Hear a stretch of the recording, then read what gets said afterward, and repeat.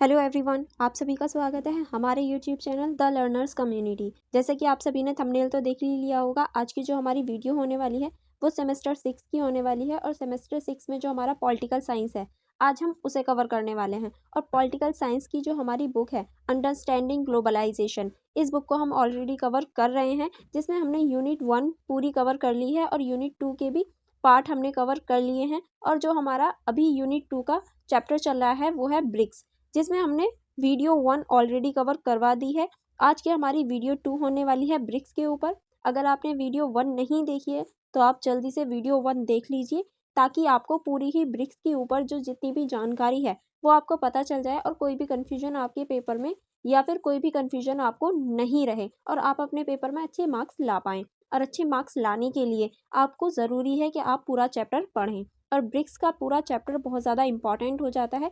इस चैप्टर में से एक क्वेश्चन बनने की पूरी पॉसिबिलिटी होती है और लॉन्ग ही क्वेश्चन होता है। ऐसा नहीं है कोई शॉर्ट क्वेश्चन आपकी बुक्स में या फिर आपके एग्जाम में आ जाए, नहीं, आपके एग्जाम में हमेशा लॉन्ग क्वेश्चन ही आते हैं, जिसमें आपको मिनिमम 6 to 7 पेज तो फिल करने ही होते हैं और उसके लिए आपको पूरा चैप्टर ब्रिक्स पढ़ना होगा। और अगर आपने अभी तक वीडियो 1 नहीं देखी है तो आप जल्दी से उसे देख लीजिए। एंड हमने लास्ट जो वीडियो यानी वीडियो नंबर 1 जहाँ हमने छोड़ी थी, वहीं से हम वीडियो 2 की स्टार्ट करने वाले हैं। यानी ब्रिक्स की आगे जो ब्रिक्स की चुनौतियां थी, हम वहां से स्टार्ट करने वाले हैं इस चैप्टर को। चलिए फिर बिना देरी किए इस चैप्टर की शुरुआत करते हैं।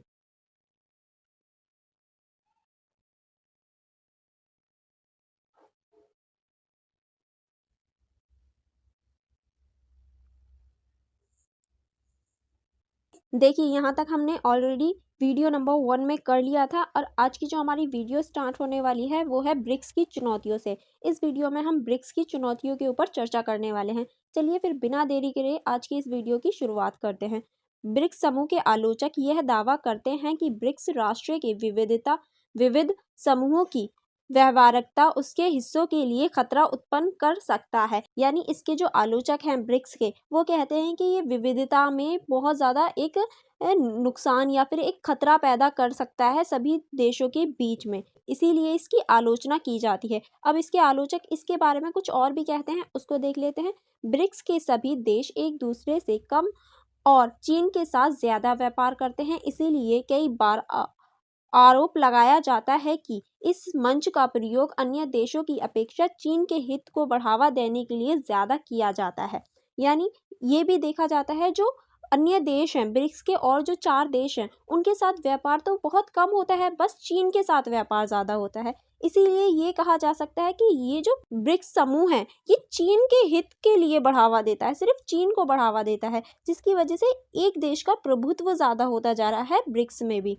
ध्यान तत्व है कि चीन के साथ व्यापार घाटे को कम करना अन्य साझेदार देशों के लिए एक बड़ी चुनौती है। यानी जो अन्य साझेदार देश हैं उनके लिए एक बड़ी चुनौती के रूप में चीन सामने आता है, क्योंकि चीन में सबसे ज़्यादा व्यापार जो होता है वो सिर्फ चीन के साथ होता है और जो देश हैं उनके साथ जो व्यापार है वो कम मात्रा में होता है। इसीलिए ये और देशों के लिए हितों को कम करने या फिर उनके लिए चुनौती के रूप में सामने आता हुआ दिखाई देता है। अमेरिका के साथ दृष्टिकोण के विरोध के कारण कई वार्ताएं विफल रही हैं। इसके ब्रिक्स देशों के आर्थिक विस्तार में बाधा उत्पन्न हुई है। यानी अमेरिका के साथ जो कई समझौते हुए हैं उसमें जो वार्ताएं हुई हैं वो विफल रही हैं, जिसकी वजह से जो ब्रिक्स देश हैं उनके साथ आर्थिक स्तर पर जो बाधाएं हैं वो उत्पन्न होती हैं। क्योंकि अगर हम महाशक्ति के साथ में ही अपने संबंध अच्छे नहीं रखेंगे तो जाहिर सी बात है हमारे व्यापार में और जो हमारे अन्य रिश्ते हैं उनमें भी कहीं ना कहीं टकराव देखने को मिलेंगे।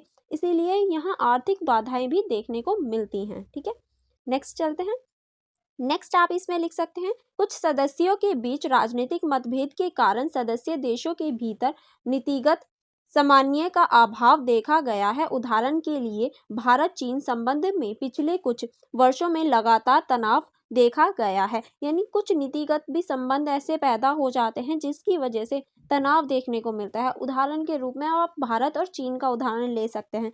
आप देख सकते हैं जो पुलवामा अटैक हुआ था और बहुत सारे लड़ाइयाँ वगैरह हैं जो हमारी चीन के साथ रहती हैं, जिसकी वजह से भारत और चीन के जो रिश्ते हैं वो कहीं न कहीं बिगड़ते हुए दिखाई दे रहे हैं और इनका जो प्रभाव है वो ब्रिक्स के ऊपर भी पड़ता है, क्योंकि दोनों ही ब्रिक्स के सदस्य हैं। अब दोनों में लड़ाइयाँ होंगी, टकराव होंगे, तो ज़ाहिर-सी बात है वो ब्रिक्स पर भी कहीं न कहीं प्रभाव डालेंगे ही, ठीक है? नेक्स्ट पॉइंट आप लिख सकते हैं, विभिन्न मुद्दों से परेशान समूह ने पिछले साल पूर्व लद्दाख में चीन आक्रमणकर्ता जैसे संघर्ष को देखा है, जिसने भारत चीन संबंधों को कई दशकों में अपने सबसे निचले स्तर पर ला दिया है। यानी हम कह सकते हैं कई मुद्दे ऐसे होते हैं जिसमें परेशानियां उत्पन्न होती हैं, जिसमें किसी भी देश का एक समान राय नहीं होती, जिसकी वजह से मतभेद पैदा हो जाते हैं। जैसे कि लद्दाख और चीन को लेकर मतभेद रहता है, भारत चीन को लेकर मतभेद रहता है, बहुत सारे मुद्दे ऐसे हैं जिनमें हम मतभेद देख सकते हैं, ठीक है। नेक्स्ट चलते हैं। नेक्स्ट आप लिख सकते हैं, पश्चिम के साथ चीन और रूस के तनावपूर्ण संबंधों और ब्राजील और दक्षिण अफ्रीका दोनों में गंभीर आंतरिक चुनौतियों का वास्तविकता भी है। यानी हम कह सकते हैं चीन और रूस के साथ में भी तनावपूर्ण हम कहीं ना कहीं संबंध देख सकते हैं, दक्षिण अफ्रीका के साथ भी मतभेद देख सकते हैं, और जबकि ये तीनों ही देश ब्रिक्स के एक सदस्य देश हैं और कहीं ना कहीं आपस में मतभेद की वजह से ब्रिक्स पर भी बहुत ज़्यादा प्रभाव देखने को मिलता है। उसमें एक चुनौती के रूप में ये कहीं ना कहीं देखने को मिलता है। दूसरी ओर विश्व स्तर पर चीन की छवि भी कोविड-19 के कारण खराब हुई है। इस पृष्ठभूमि में यह संदेहास्पद है कि ब्रिक्स मायने रखता है या नहीं। यानी देखिए चीन की जो स्थिति है अब पूरे वर्ल्ड लेवल पे कहीं ना कहीं खराब हो गई है कोविड-19 की वजह से। क्यों? क्योंकि ये सभी मानते हैं कि चीन कोविड-19 की जो उत्पत्ति हुई या कोविड-19 की जो शुरुआत हुई वो चीन से हुई है, जिसकी वजह से चीन की जो छवि है वो कहीं ना कहीं बेकार हो गई है। अब ये मायने नहीं रखता कि वो ब्रिक्स का सदस्य देश है या नहीं। जो उसके सदस्य देश हैं, यानी ब्रिक्स के सदस्य देश हैं, वो भी चीन को कहीं ना कहीं बुरा कहते हुए दिखाई देंगे आपको। तो इसीलिए ये भी एक छवि के रूप में प्रभाव डालती है। नेक्स्ट आप इसमें लिख सकते हैं, विषमता। आलोचकों द्वारा यह दावा किया जाता है कि ब्रिक्स राष्ट्र की विविधता, देशों की परिवर्तनशीलता, विविध प्रकृति के विविध हितों के साथ समूह की व्यवहार्यता के लिए खतरा है। यानी हम कहीं ना कहीं देख सकते हैं जो विषमता है वो देखी जा सकती है। आलोचकों का ये मानना है कि कहीं ना कहीं जो ब्रिक्स राष्ट्रीय हैं उनमें जो विविधता है, उनकी जो प्राकृतिक है, वो कहीं ना कहीं हितों को कहीं ना कहीं प्रभावित करती हुई दिखाई देती है, कहीं ना कहीं खतरा बनती हुई हम देख सकते हैं, ठीक है। चलिए फिर आगे देखते हैं। आगे आप इसमें लिख सकते हैं, चीन केंद्र।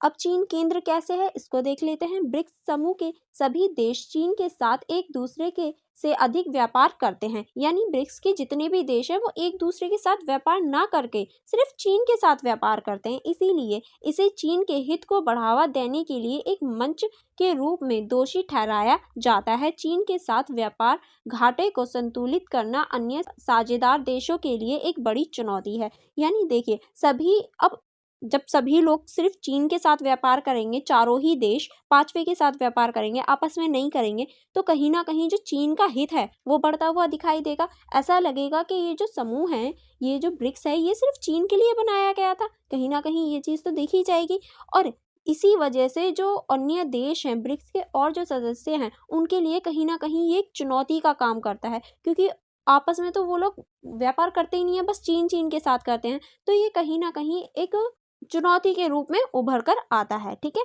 नेक्स्ट आप इसमें लिख सकते हैं, शासन के लिए वैश्विक मॉडल। वैश्विक मंदी, व्यापार, युद्ध और संरक्षणवाद के बीच ब्रिक्स के लिए महत्वपूर्ण चुनौती शासन के एक नए वैश्विक मॉडल का विस्तार है, जो एक ध्रुवीय नहीं बल्कि समावेशी और संरचनात्मक होना चाहिए। यानी जो शासन के लिए वैश्विक मॉडल होना चाहिए वो वैश्विक मंदी हो गई, व्यापार, युद्ध हो गया, संरक्षणवाद हो गया, इनके बीच में कोई भी चुनौतियों का सामना ना हो, और जो ब्रिक्स समझौता है या ब्रिक्स है वो सभी के लिए समान मॉडल के रूप में हो। उसमें कोई भी एक ध्रुवीयता नहीं होनी चाहिए, समावेशी और संरचनात्मकता होनी चाहिए। एक ध्रुवीयता नहीं होनी चाहिए जो हम चीन के साथ देख सकते हैं, तो वो चीज़ नहीं होनी चाहिए, ठीक है। नेक्स्ट चलते हैं। नेक्स्ट आप इसमें लिख सकते हैं, लक्ष्य होना चाहिए सामने आने वाले वैश्विक के नकारात्मक परिदृश्य से बचना और दुनिया की एकल, विस्तृत और आर्थिक सतत को विकृत या तोड़े बिना वैश्विक बढ़ती अर्थव्यवस्था को एक जटिल विलय शुरू करना। यानी इसका जो लक्ष्य होना चाहिए वो नकारात्मक नहीं होना चाहिए, वो सकारात्मक होना चाहिए। और किस तरह से हम अर्थव्यवस्था को बिना हानि पहुंचाए, बिना कुछ तोड़े फोड़े, बस अर्थव्यवस्था पर ध्यान देके उसे वैश्विक अर्थव्यवस्था में या विश्व स्तर पर किस तरह से मजबूत किया जा सकता है, किस तरह से उसे बढ़ाया जा सकता है, इस बात पर जोर दिया जाना चाहिए, इस बात पर ध्यान देना चाहिए। नेक्स्ट आप इसमें लिख सकते हैं, प्रभावी नहीं रहा, 5 शक्ति गठबंधन सफल रहा है। हालांकि एक बिंदु तक, हालांकि चीन की आर्थिक वृद्धि ने ब्रिक्स के भीतर एक गंभीर असंतुलन पैदा कर दिया है। यानी जो हम 5 शक्तियों की बात कर रहे हैं, ब्रिक्स की बात कर रहे हैं, वो कहीं ना कहीं सफल रहा है, लेकिन कहीं ना कहीं उसने चीन की अर्थव्यवस्था को बढ़ाने में भी महत्वपूर्ण भूमिका निभाई है और कहीं ना कहीं ये पांचों देशों के बीच में असंतुलन पैदा करने की वजह भी है। इसी के अलावा समूह ने अपने एजेंडे के लिए अपना इष्टतम समर्थन हासिल करने के लिए ग्लोबल साउथ की सहायता करने के लिए पर्याप्त नहीं किया। यानी कहीं ना कहीं हम ये कह सकते हैं, इस एजेंडे ने कहीं ना कहीं ये जो ग्लोबल साउथ है उसकी हेल्प करने या फिर उसके पर्यावरण को नहीं बचाने का भी कार्य किया। कहीं ना कहीं ये सिर्फ चीन के लिए व्यापार की उपलब्धि बढ़ाने और व्यापार को बढ़ाने में भी समर्थक रहा है। अब हमने देख ली ब्रिक्स की जो चुनौतियां थी या किस तरह से उसकी जो आलोचना की जाती है वो देख ली। अब हम देखेंगे ब्रिक्स की जो उपलब्धियां हैं, यानी ब्रिक्स ने अभी तक क्या क्या हासिल किया है, इसे बनाने के बाद क्या क्या फायदे हुए हैं इन पांचों देशों को, या ब्रिक्स ने क्या क्या हासिल कर लिया, उस बात पर अब हम चर्चा करने वाले हैं।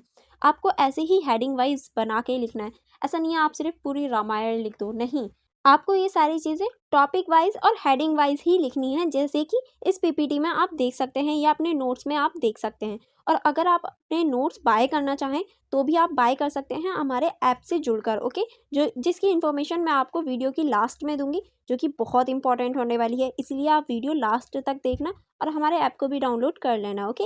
चलिए फिर बिना देरी करे ब्रिक्स की उपलब्धियों के बारे में अब हम चर्चा कर लेते हैं कि ब्रिक्स की क्या क्या उपलब्धियां हैं। वर्ष 1996 से वर्ष 2008 के दौरान विश्व के निर्वात्य में ब्रिक्स देशों की हिस्सेदारी 9% से बढ़कर 17% हो गई थी, जो कि इस समूह के लिए एक बड़ी उपलब्धि थी। यानी देखिए हम ये कह सकते हैं, ब्रिक्स की जब शुरुआत हुई 1996 से 2008 तक, ब्रिक्स की जो हिस्सेदारी थी वो पहले 9% थी। यानी ब्रिक्स के सभी देशों की हिस्सेदारी सिर्फ 9% थी, लेकिन 2008 में आते आते वो 17% हो गई। देखिए कितनी बढ़ गई, और ये कहीं ना कहीं महत्वपूर्ण उपलब्धि के रूप में देखी जा सकती है, ठीक है। अब और भी कुछ उपलब्धियां हैं, उनमें आप लिख सकते हैं, कई जानकार एनडीबी के गठन को भी ब्रिक्स की महत्वपूर्ण उपलब्धि मानते हैं, क्योंकि वर्तमान में इस संस्था को आईएमएफ और विश्व बैंक जैसी बड़ी संस्थाओं के स्तर पर माना जा सकता है।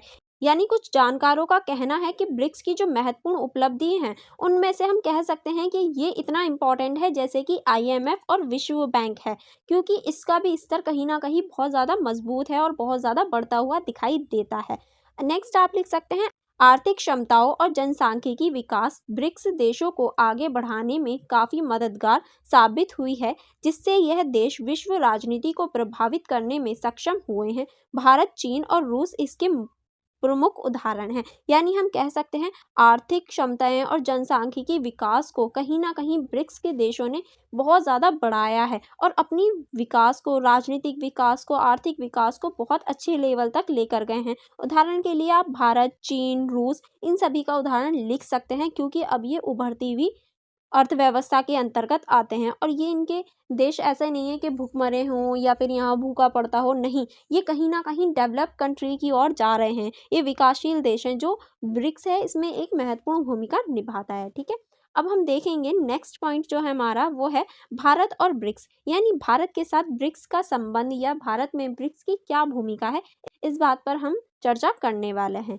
ज्ञातव्य है कि इसकी स्थापना के साथ ही भारत ने उसमें एक महत्वपूर्ण और सक्रिय भूमिका अदा की है। भारत सदैव ही वैश्विक आर्थिक विकास, शांति और स्थिरता को बढ़ावा देने के लिए ब्रिक्स में मंच को महत्व देता रहा है। यानी हम ये कह सकते हैं, इसका ज्ञान है कि जैसे ही ब्रिक्स की स्थापना हुई तभी भारत ने एक महत्वपूर्ण भूमिका निभाई और ब्रिक्स का सदस्य बन गया। और भारत जो है वो हमेशा ग्लोबल लेवल पर, वैश्विक लेवल पर आर्थिक विकास, शांति और स्थिरता को बनाने के लिए हर संभव प्रयास करता है और ब्रिक्स में एक महत्वपूर्ण मंच के रूप में भी भारत कार्य करता हुआ दिखाई देता है। आर्थिक मोर्चे पर सहयोग हमेशा से ही ब्रिक्स के प्रति भारत की नीतियों का प्रभुत्व केंद्रीय रहा है। भारत ब्रिक्स को लैटिन अमेरिका, अफ्रीका और एशियाई देशों के साथ बहुपक्षीय संबंध बनाने के लिए एक मंच के रूप में देखता है। यानी जो भारत है वो हमेशा ही जो ब्रिक्स है उसको बढ़ाने का प्रयास करता है और भारत हमेशा लैटिन अमेरिका, अफ्रीका और एशिया देशों के साथ बहुपक्षीय संबंध बनाने के लिए मदद करता है और एक मंच भी प्रदान करता है ताकि जो वैश्विक स्तर पर शांति है और प्रभुत्वता है, स्थिरता है, उसको बनाया जा सके, सभी देशों को समान रखा जा सके। इसलिए भारत जो है वो ब्रिक्स में एक महत्वपूर्ण योगदान निभाता है। भारत ने चीन के साथ अपने सदियों पुराने जटिल संबंधों को सुलझाने के लिए एक मंच के रूप में ब्रिक्स का उपयोग करने की भी कोशिश की है। यानी जो भारत है वो कहीं ना कहीं चीन के साथ जो संबंध है, जो बुरे संबंध है, जो जटिल संबंध है, उनको सुलझाने का भी प्रयास किया है और ब्रिक्स को एक मंच के रूप में यूज़ किया है कि हाँ, जो भारत और चीन के संबंध हैं वो कहीं ना कहीं सुधर जाएं और हम भविष्य में दोस्त बन जाएं, एक अच्छे मित्र बन जाएं। क्योंकि अपने पड़ोसी देश से दुश्मनी करना या फिर मारधाड़ करना ये सही नहीं है, क्योंकि वो हमारा पड़ोसी देश है। और इसके अलावा भारत जो है वो हमेशा एक शांति प्रिय देश रहा है सभी के साथ। तो इसीलिए भारत हमेशा ये कोशिश करता है कि चीन के साथ भी उसके संबंध अच्छे बन जाएं और इसीलिए ब्रिक्स में ये दोनों ही सदस्य एक साथ रहते हैं। ठीक है, नेक्स्ट आप इसमें लिख सकते हैं, साथ ही न्यू डेवलपमेंट बैंक NDB की स्थापना में भी भारत ने महत्वपूर्ण भूमिका निभाई है।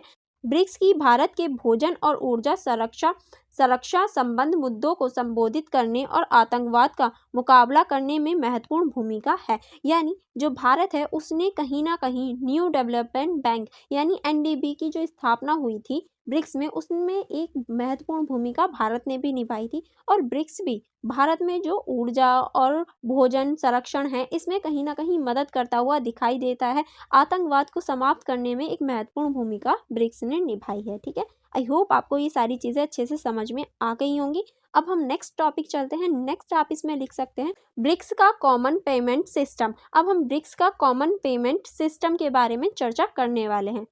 ब्रिक्स के देशों के बीच एक कॉमन पेमेंट सिस्टम बनने पर चर्चा की जा रही है। यानी ब्रिक्स के अंदर एक ऐसा सिस्टम लाने की चर्चा की जा रही है जिसमें सभी के लिए कॉमन पेमेंट सिस्टम हो और सभी इसमें पार्टिसिपेट कर पाएँ। ठीक है, नेक्स्ट आगे चलते हैं। नेक्स्ट आप इसमें लिख सकते हैं, गौरतलब है कि इस सिस्टम का प्रमुख उद्देश्य अमेरिकी डॉलर पर ब्रिक्स देशों की निर्भरता को कम करना और आपसी व्यापार में अपनी राष्ट्रीय मुद्रा का उपयोग करना है। यानी इसका जो मोटिव रहेगा, इसका जो उद्देश्य रहेगा वो डॉलर को कम करना, डॉलर की जो प्रभुत्वता है उसको कम करना और जो अपने देश की मुद्रा होती है जैसे कि भारत की हो गई, चीन की हो गई, रूस की हो गई, इन सभी देशों की जो मुद्रा है उसका प्रभुत्व बढ़ाने का प्रयास करना है ताकि विश्व स्तर पर जो डॉलर का प्रभुत्व है वो कहीं ना कहीं थोड़ा कम हो सके। ठीक है, नेक्स्ट चलते हैं। नेक्स्ट आप इसमें लिख सकते हैं, इस सिस्टम के निर्मित होने पर ब्रिक्स की यह भुगतान प्रणाली सदस्य देशों के बीच राष्ट्रीय मुद्रा में भुगतान को प्रोत्साहन देगी और सभी देशों के बीच स्थायी भुगतान एवं निवेश की सुनिश्चितता करेगी। यानी ये जो प्रणाली है इसके अंतर्गत ब्रिक्स के जितने भी देश हैं वो इस प्रणाली के सदस्य बनेंगे और राष्ट्रीय मुद्रा में भुगतान को प्रोत्साहित करेंगे, जिसकी वजह से क्या होगा कि देशों के बीच जो स्थायी भुगतान है वो कहीं ना कहीं बढ़ेगा और जो एक दूसरे के ऊपर भरोसा होता है वो भी बढ़ता हुआ हमें दिखाई देगा। नेक्स्ट आप लिख सकते हैं इसमें, ब्रिक्स व्यापार परिषद ने भी ब्रिक्स ब्लॉक के भीतर आपसी निवेश के लिए सामान्य केंद्र बनाने हेतु रूस की पहल का समर्थन किया है। यानी ब्रिक्स के साथ साथ जो व्यापार परिषद है उसने भी एक पहल स्टार्ट की है रूस के साथ मिलकर, ताकि जो व्यापार है या फिर जो संबंध है उन्हें अच्छा किया जा सके। नेक्स्ट टॉपिक हमारा स्टार्ट होता है ब्रिक्स और UN सुधार। अब हम ब्रिक्स और यूएन सुधार के ऊपर चर्चा करने वाले हैं। चलिए फिर इसको स्टार्ट करते हैं। ब्रिक्स समूह के सदस्य देश सदैव ही संयुक्त राष्ट्र जैसे बड़े बहुपक्षीय संगठनों को मजबूत करने और उनमें सुधार करने की तत्काल आवश्यकता पर जोर देते रहते हैं। यानी ब्रिक्स जैसे जितने भी समूह हैं वो कहीं ना कहीं संयुक्त राष्ट्र जैसी बड़ी जो बहुराष्ट्रीय या बहुपक्षीय संगठन होते हैं उनमें कहीं ना कहीं सुधार करने की और तत्काल सुधार करने की यानी तुरंत ही सुधार करने की कोशिश में लगे रहते हैं, ताकि विकासशील देशों के सक्षम मौजूद चुनौतियों से निपटा जा सके। यानी विकासशील देशों के सामने जितनी भी चुनौतियां आती हैं उनको कम किया जा सके, उनसे निपटा जा सके। 11वें शिखर सम्मेलन के संयुक्त वितरण में भी कहा गया है कि हम 2005 के विश्व शिखर सम्मेलन के दस्तावेज को दोहराते हैं एवं संयुक्त राष्ट्र को प्रभावी और कुशल बनाने के लिए तथा इसके प्रतिनिधित्व को बढ़ाने के उद्देश्य में इसमें व्यापार सुधार की आवश्यकता की पुष्टि करते हैं। यानी इसके जो 11वां शिखर सम्मेलन हुआ था 2005 में, उसमें भी ये कहा गया कि जो संयुक्त राष्ट्र है उसमें जो व्यापार है उसके संबंधों को सुधारने की आवश्यकता है। जो व्यापार संगठन है उनमें सुधार की आवश्यकता है और हमें उस पर बल देना चाहिए। ठीक है, नेक्स्ट चलते हैं। नेक्स्ट हमारा जो टॉपिक लिखा जाएगा वो है ब्रिक्स प्राथमिकता। अब हम ब्रिक्स की जो प्राथमिकता है उनके ऊपर चर्चा करने वाले हैं कि ब्रिक्स की प्राथमिकता क्या क्या है। ब्रिक्स में सबसे पहले या उसके बाद में किन किन चीज़ों या किन किन बातों को प्राथमिकता दी गई है। पहली आपकी जो ब्रिक्स की प्राथमिकता है वो है बहुपक्षीयवाद प्राप्त करना। पहला, संयुक्त राष्ट्र, वैश्व बैंक और अंतर्राष्ट्रीय मुद्रा कोष से लेकर विश्व व्यापार संगठन और अब यहाँ तक कि विश्व स्वास्थ्य संगठन तक बहुपक्षीय संस्थाओं के सुधार को आगे बढ़ाना है। यानी सभी के लिए समान बहुपक्षीयवाद लाना, यानी सभी के लिए समान चीज़ें लाना और सभी को एकजुट करना। जैसे कि हमारा संयुक्त राष्ट्र हो गया, वैश्व बैंक हो गया, अंतर्राष्ट्रीय मुद्रा कोष हो गया, विश्व स्वास्थ्य संगठन हो गया, इन सभी जो हमारे संगठन हैं इन सभी को साथ में लाना और सभी के लिए एक समान मंच प्रदान करना सभी देशों को, इसकी एक प्राथमिकता है। यानी सबसे प्राथमिक यही इसका उद्देश्य है। ठीक है, अब इसका नेक्स्ट देख लेते हैं। नेक्स्ट क्या आप इसमें लिख सकते हैं, यह कोई नया लक्ष्य नहीं है। ब्रिक्स को अब तक बहुत कम सफलता मिली है। हालांकि बहुपक्षीयता को मजबूत करना एक मजबूत बंधन के साथ साथ एक विकर्ण का भी काम करता है। यानी ये कह सकते हैं कि ये कोई सामान्य या फिर कोई नई बात नहीं है कि उसकी बहुपक्षीयता वो हासिल करना चाहता है, लेकिन हम ये भी देख सकते हैं कि इसको अभी तक बहुत कम सफलता मिली है कहीं ना कहीं, क्योंकि इसका जो लक्ष्य है वो इतना आसान नहीं है, उसको पाना इतना आसान नहीं है। तो इसीलिए कहीं ना कहीं हम इसकी जो वो क्षमता है या फिर इसका जो लक्ष्य प्राप्ति है वो कहीं ना कहीं कम देखी जा सकती है। नेक्स्ट पॉइंट आप इसमें लिख सकते हैं, सुधार के लिए वैश्विक सर्वसम्मति की आवश्यकता है जो कि अमेरिका और चीन के बीच रणनीति प्रतिस्पर्धा के मौजूदा माहौल और स्वास्थ्य, जीवन और आजीविका के लिए कोविड-19 के कारण हुई तबाही में शायद ही संभव है। यानी हम ये कह सकते हैं विकास के लिए और इन सारी चीज़ों के लिए बहुपक्षीयता और जो बहुपक्षीयवाद है उसको पाने के लिए कहीं ना कहीं सर्वसम्मति, सभी की समान राय की आवश्यकता है। लेकिन ये कहीं ना कहीं मौजूद नहीं है या कहीं ना कहीं संभव नहीं है, क्योंकि अब अमेरिका और चीन इतनी बड़ी बड़ी शक्तियों के बीच कहीं ना कहीं हम टकराव देख सकते हैं। और अब कोविड-19 की वजह से तो और ये कहीं ना कहीं संभव होना बहुत ज़्यादा मुश्किल होता हुआ दिखाई देता है, क्योंकि अब चीन की जो स्थिति थी या चीन का जो प्रभुत्व था वो बेकार, या उसकी जो छवि थी वो कहीं ना कहीं बेकार होती हुई दिखाई देती है। नेक्स्ट पॉइंट आप इसमें लिख सकते हैं, आतंकवाद का मुकाबला करने का संकल्प। अब आतंकवाद का मुकाबला करने का भी संकल्प इसमें लिया गया है। कैसे, इसको देख लेते हैं। आतंकवाद यूरोप, अफ्रीका, एशिया और दुनिया के अन्य हिस्सों को प्रभावित करने वाले एक अंतर्राष्ट्रीय घटना है। अफगानिस्तान से संबंधित दुखद घटनाओं ने इस व्यापार विषय पर तेजी से ध्यान केंद्रित करने में मदद की है। बयानबाजी और कार्रवाई के बीच की खाई को पाटने की आवश्यकता पर बल दिया है। यानी ये कहीं ना कहीं जो आतंकवाद है यूरोप, अफ्रीका, एशिया, दुनिया के हर हिस्से में जो आतंकवाद है वो कहीं ना कहीं प्रभाव डालता है। जैसे कि अफगानिस्तान में हम देख सकते हैं बहुत ज़्यादा प्रभाव डालता है। तो इसको किस तरह से कम किया जा सकता है, इसका मुकाबला किस तरह से किया जा सकता है, इस बात पर भी ये ध्यान केंद्रित करता है। ठीक है, अब आप इसी में नेक्स्ट लिख सकते हैं, इस संदर्भ में ब्रिक्स आतंकवादी समूह द्वारा कट्टरपंथ, आतंकवादी वित्तीय पोषण और इंटरनेट के दुरुपयोग से लड़ने के लिए विशिष्ट उपयोग से संयुक्त BRICS counter terrorism action plan तैयार करके अपनी आतंकवादी विरोधी रणनीति को व्यापारिक रूप से आकार देने का प्रयास कर रहा है। यानी इसको कहीं ना कहीं रोकने के लिए ये संयुक्त रूप से प्रयास कर रहा है। कुछ एजेंसियां बनाई जा रही हैं ताकि संयुक्त रूप से जो आतंकवाद है उसको रोका जा सके। यह योजना आगामी शिखर सम्मेलन में एक महत्वपूर्ण वितरण योग्य होने की उम्मीद है कि कुछ बदलाव ला सकती है। यानी जो आने वाले सम्मेलन हैं उनमें इन योजनाओं को कहीं ना कहीं अपनाने का कोशिश की जाएगी और जो उम्मीद है कि हाँ ये कहीं ना कहीं बदलाव लेकर आएंगी, इस चीज़ पर भी ध्यान केंद्रित किया जा रहा है कि हाँ आने वाले जो सम्मेलन हैं उनमें इन्हें अपनाया जा सकता है। सतत विकास लक्ष्य के लिए तकनीकी और डिजिटल समाधान को बढ़ावा दिया। यानी जो हमारा सतत विकास का लक्ष्य है उसको बढ़ाने के लिए भी तकनीकी और डिजिटल जो समाधान है उसको बढ़ाने का प्रयास किया जा रहा है ताकि हम डिजिटल रूप में भी अपनी जो समस्याएं हैं उनका समाधान कर सकें। डिजिटल उपकरण ने महामारी से बुरी तरह प्रभावित दुनिया की मदद की और भारत शासन में सुधार के लिए एक तकनीकी उपकरण का उपयोग करने में सबसे आगे रहा है। यानी हम ये कह सकते हैं कि महामारी के दौरान जो डिजिटल है उसने कहीं ना कहीं बहुत महत्वपूर्ण भूमिका निभाई थी। क्यों? क्योंकि देखिए जब महामारी हुई थी हमारे देश में ही हम देख सकते हैं, उदाहरण के रूप में कोई भी कहीं नहीं जा रहा था, सारी चीज़ें ठप हो गई थी। बच्चों की पढ़ाई हो, मेडिसिन हो, सारी चीज़ें कहीं ना कहीं ठप थी। लेकिन अगर उदाहरण के रूप में एजुकेशन को ही लें, उस टाइम पे सारी चीज़ें बंद थी, सब कुछ ख़त्म सा हो गया था, सारी चीज़ों पे बैन था। लेकिन फिर धीरे धीरे हम लोग डिजिटल आ गए। आपने ये चीज़ नोटिस करी होगी, लॉकडाउन से पहले हम इतने डिजिटल नहीं थे, लॉकडाउन के बाद ज़्यादा डिजिटल हुए हैं। क्योंकि लॉकडाउन ने हमें ये सिखा दिया कि अगर ऐसी सिचुएशन आ जाए कि हम बाहर ही ना जा पाएँ तो क्या हम अपना जीवन जीना बंद कर देंगे?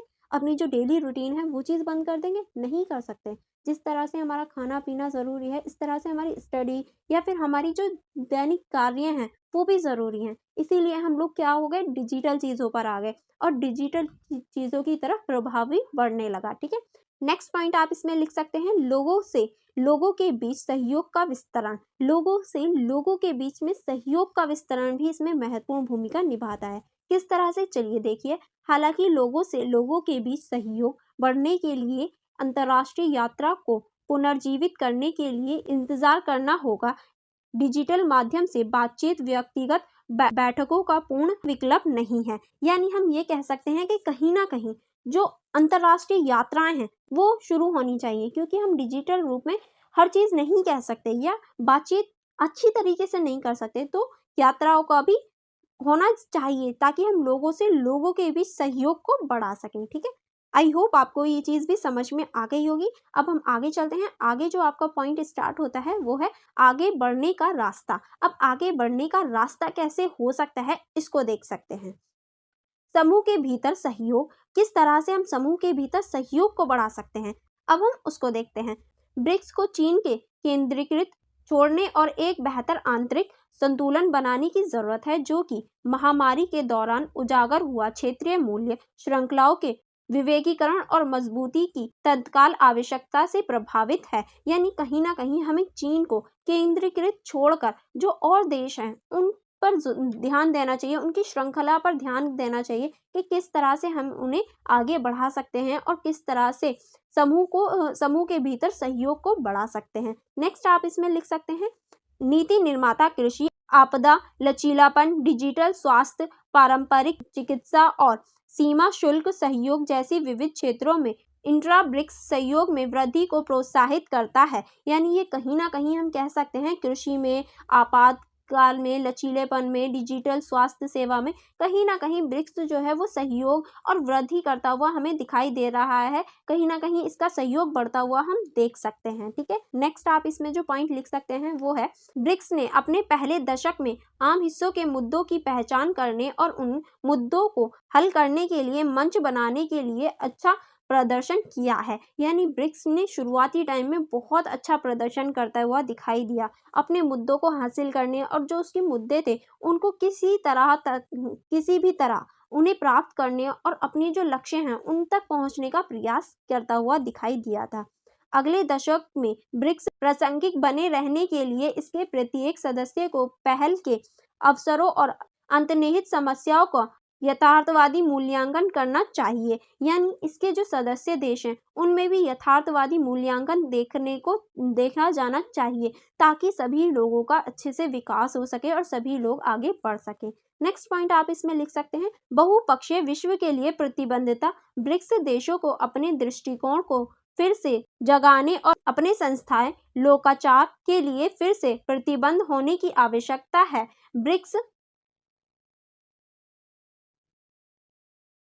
को एक बहुध्रुवीय दुनिया के लिए अपनी प्रतिबद्धता की पुष्टि करनी चाहिए, जो संप्रभु, समानता और लोकतांत्रिक निर्णय लेने की अनुमति देता है। यानी कहीं ना कहीं जो ब्रिक्स के देश हैं उन्हें एक साथ एकजुट होना चाहिए और जो प्रतिबद्धता है उसको बढ़ाने की आवश्यकता है। कहीं ना कहीं उनकी जो प्रतिबद्धता की पुष्टि है उसको करने की आवश्यकता है, ताकि इनके बीच में जो लोकतांत्रिकता है, जो समझौते हैं और जो संबंध हैं उनमें सुधार हो सके। ठीक है, चलिए फिर नेक्स्ट देखते हैं। नेक्स्ट आप इसमें क्या लिख सकते हैं? नेक्स्ट आप इसमें लिख सकते हैं, इन्हें एनडीबी की सफलता पर निर्णय करना चाहिए और आंतरिक ब्रिक्स संस्थाओं में निवेश करना चाहिए। यानी जो एनडीबी है इसके जो निर्माण है इसमें इन्हें मदद करनी चाहिए और ब्रिक्स के अंदर ही जो संस्थाएं हैं उनमें निवेश करना चाहिए। ब्रिक्स के लिए आईसीडी की तर्ज पर एक संस्थागत अनुसंधान बिंग विकास करना उपयोगी होगा, जो ऐसे समाधान पेश करेगा जो विकासशील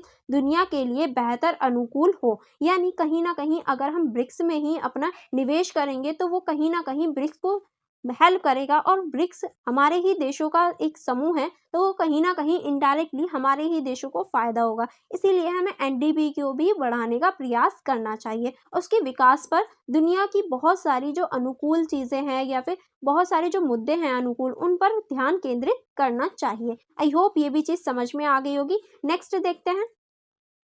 नेक्स्ट पॉइंट आप लिख सकते हैं, ब्रिक्स को जलवायु परिवर्तन पर पेरिस समझौते और संयुक्त राष्ट्र के सतत विकास लक्ष्य के तहत अपनी प्रतिबद्धताओं को पूरा करने के लिए ब्रिक्स के नेतृत्व वाली प्रयास पर विचार करना चाहिए। यानी ब्रिक्स को जो जलवायु परिवर्तन पेरिस समझौता है उस पर भी ध्यान केंद्रित करना चाहिए, क्योंकि ये हमारे पर्यावरण से रिलेटेड है और कहीं ना कहीं ये पूरे विश्व को प्रभावित भी करता है। इसमें शामिल हो सकता है जैसे ब्रिक्स ऊर्जा संगठन और एक ऊर्जा नीति संस्थान स्थापित करना। यानी ब्रिक्स को भी कहीं ना कहीं ऐसी कदम उठानी चाहिए जिससे जो ऐसी नीतियां हैं जो हमारे पर्यावरण से, ऊर्जा से रिलेटेड हैं, उन पर प्रभाव डले, और जो ऐसे संगठन है जैसे कि ऊर्जा संगठन, इस पर ध्यान केंद्रित करना चाहिए बाकी देशों की तरह। अब हम नेक्स्ट इसमें लिख सकते हैं, ब्रिक्स देशों को दुनिया के विभिन्न क्षेत्रों में संकट और संघर्ष के शांतिपूर्ण और राजनयिक समाधान के लिए प्रयास करने चाहिए। यानी जो ब्रिक्स है उसे दुनिया के विभिन्न क्षेत्रों और विभिन्न देशों के साथ जो संकट है, जो संघर्ष है, और इन सभी को समाप्त करके एक शांतिपूर्ण राजनीतिक ऐसे संबंध स्थापित करने चाहिए जो विश्व को कहीं ना कहीं अच्छे प्रभाव में लेकर आए, जिसका नेगेटिव इफेक्ट ना हो, हमेशा पॉजिटिव इफेक्ट रहे। ठीक है, आई होप ये चीज़ें आपको समझ में आ गई होंगी। और यहाँ आपका जो ब्रिक्स चैप्टर है ये पूरा कंप्लीट होता है। And for more videos and for more connectivity आप हमारे टेलीग्राम ग्रुप से जुड़ सकते हैं, इंस्टाग्राम ग्रुप से जुड़ सकते हैं, यूट्यूब के साथ जुड़ सकते हैं। हमें सब्सक्राइब करके ब्लॉगर पे आप हमें चेकआउट कर सकते हैं। एंड जो सबसे मोस्ट इम्पॉर्टेंट इन्फॉर्मेशन है आपके लिए, जो मैंने आपको वीडियो में कहा था, वो ये है, यानी हमारा app the learners community DUSOL, आप इसको डाउनलोड कर सकते हैं और अपनी फ्री स्टडी मटेरियल ले सकते हैं। और कोई भी जो आपकी अपडेट होती हैं SOL से रिलेटेड, वो आप इस ऐप में इजीली ले सकते हैं। मुझे पता है बहुत सारे बच्चों को बहुत ज़्यादा कन्फ्यूजन क्रिएट हो जाती है, वेबसाइट पे नहीं पता चल पाता। यहाँ आपको सिंपली वे में सारी चीज़ें दी जाएंगी और ये सारे ही बेनिफिट्स आपको मिल जाएंगे, तो कोई भी प्रॉब्लम वाली बात नहीं होगी। यहाँ आपको, आप इजीली सारी चीज़ों को ले पाएंगे और आप अपने अच्छे नंबर गेन करने के लिए यहाँ आपको क्वेश्चन पेपर भी दिखाए जाएंगे, जिसकी वजह से आप जो है आप प्रीवियस क्वेश्चन पेपर देख सकते हैं, क्योंकि एसओएल हमेशा ही प्रीवियस क्वेश्चन पेपरों को रिपीट करता है, इसीलिए ये आपके लिए बहुत ज़्यादा बेनिफिट हो सकता है। तो वीडियो को बंद करने से पहले हमारे ऐप को भी डाउनलोड कर लेना। ओके, चलिए फिर मिलते हैं नेक्स्ट वीडियो में नेक्स्ट चैप्टर के साथ। Thank you for watching everyone.